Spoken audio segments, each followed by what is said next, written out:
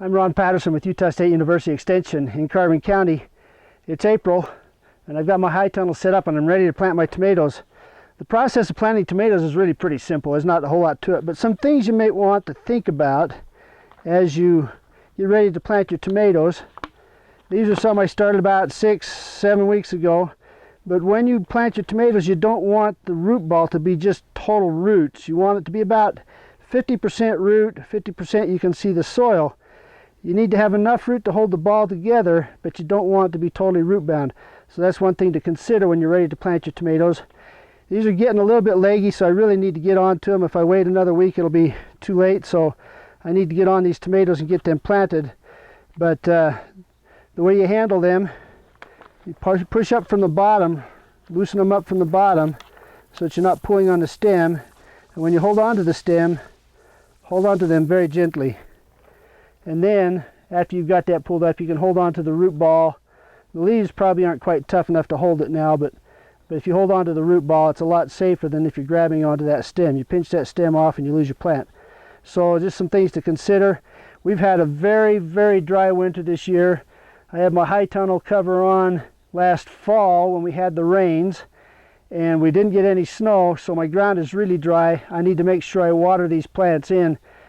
So that's one of the things I will do. I put a little bit of fertilizer in with my water. So we'll just show you how I do that.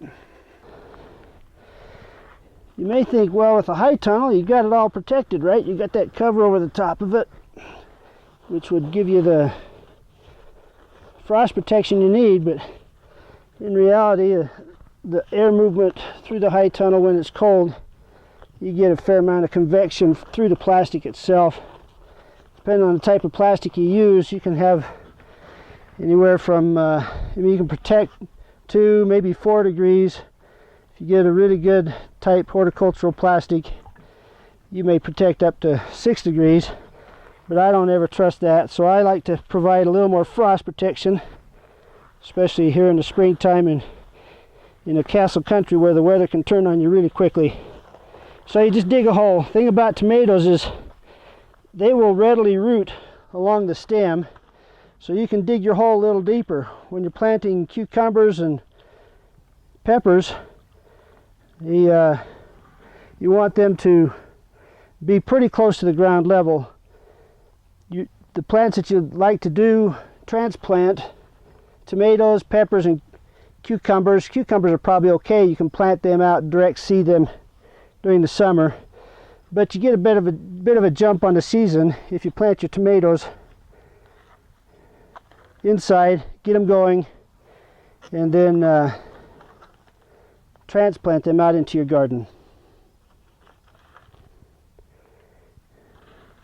I just pull them out of my pots like that. Once that water soaks down in a little bit, I'll stick those in there and cover them up. And I can cover them up this deep if I wanted to. I could probably even cover them deeper, but I don't need to plant them a whole lot deeper than that. But they will root along the stem. Most of your other plants really don't. You don't get that rooting, just kind of adventitious rooting right along the stem.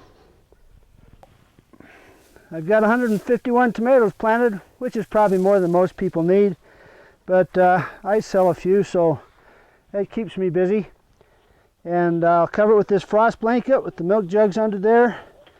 If it looks like it's going to get below the mid-20s, then I may stick a heater in here as well to kind of keep the temperature up. But I can keep my tomatoes growing quite well here even in the middle of April and have a great crop of tomatoes. I'll be picking tomatoes in mid to late June. I always like to beat the neighbors in picking their tomatoes. So there you have it, another way to have fun in your garden.